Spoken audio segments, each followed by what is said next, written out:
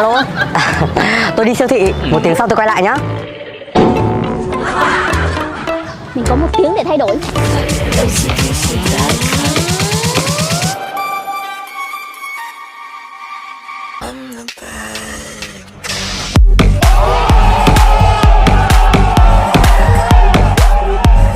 Ok, ta đang về đây. Rồi, sắp đến nhà rồi nhá. Yên tâm, yên tâm, yên tâm.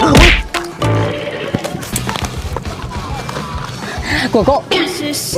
Cảm ơn anh. Anh cũng còn dơ đồ đó. Anh á? Anh quên gì nhở? Anh đưa tay ra đi. Anh làm rơi đấy.